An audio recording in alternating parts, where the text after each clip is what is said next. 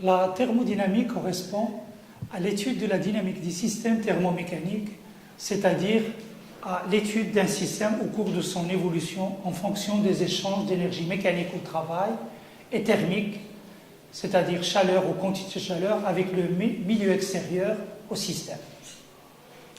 Un peu d'histoire. La thermodynamique est une branche relativement récente de la physique puisqu'elle s'est développée au début du XIXe siècle. Ce développement a été lié à la mise au point et à l'amélioration des machines à vapeur avec l'ingénieur écossais James Watt. Sur cette photo, on peut voir l'un des premiers prototypes des machines à vapeur.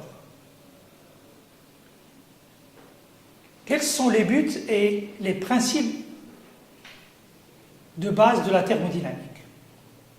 Je rappelle que la thermodynamique cherche à décrire les échanges de chaleur et de travail entre un système avec son milieu extérieur. De ce fait, elle est basée sur trois principes. Alors, le premier principe exprime la conservation de l'énergie, qui est un principe qui est très important en mécanique. Deuxième principe, c'est l'impossibilité de transformer toute la chaleur issue d'une source de chaleur ou d'un réservoir de chaleur en travail. Troisième principe, plus un corps est froid, plus il est difficile de le refroidir, c'est-à-dire de faire baisser sa température. La température est une grandeur fondamentale de la thermodynamique. D'ailleurs, on peut définir la thermodynamique comme la science de tous les phénomènes qui dépendent de la température et de ses changements. Alors, quelle est la définition de la température ou d'une échelle de température? Chacun de nous a une connaissance plus ou moins intuitive de la notion de température. Et on peut dire qu'un corps est chaud ou froid selon que sa température est plus ou moins élevée. Mais une définition précise à notre stade est encore plus difficile. L'un des grands succès de la thermodynamique classique au XIXe siècle est précisément d'avoir donné une définition de la température absolue d'un corps. Cette définition a conduit à la création de l'échelle Kelvin. Sur cette échelle, la température minimale pour tous les corps, et j'insiste, pour tous les corps, est le 0 Kelvin, soit moins 273 degrés Celsius. Il s'agit de ce qu'on appelle le zéro absolu. En thermodynamique, nous avons besoin de variables pour décrire l'état d'un système. De ce fait, l'état d'un système est décrit par ce qu'on appelle des paramètres d'état ou des variables d'état. Pour les fluides, qui sont les gaz et les liquides qui nous intéressent dans ce cours, les variables thermodynamiques les plus utilisées sont la pression, le volume et la température.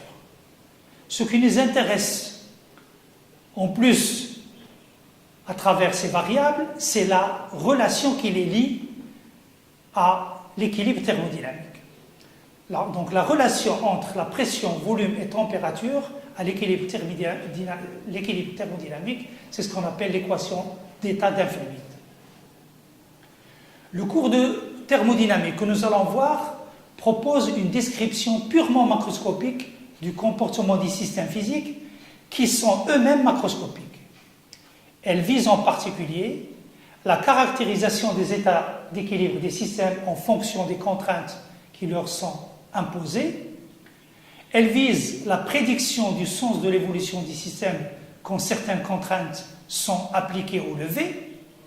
Elle vise enfin la détermination des échanges d'énergie entre un système et son environnement, c'est-à-dire son milieu extérieur.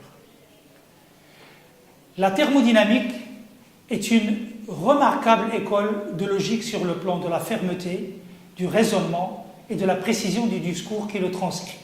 Mais c'est aussi une discipline difficile dont la maîtrise ne vient que lentement. Elle nécessite en particulier le respect de quelques réflexes essentiels.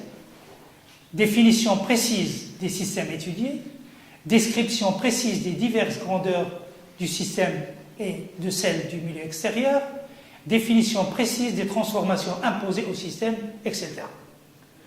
comme dans toutes les sciences exactes, pour établir des lois, établir des relations entre des grandeurs physiques telles que la pression, le volume et la température, pour calculer des valeurs de travail, de quantité de chaleur, de température, de pression et de volume, on a besoin d'un minimum de bagages mathématiques. Ce sera l'objet du chapitre 1.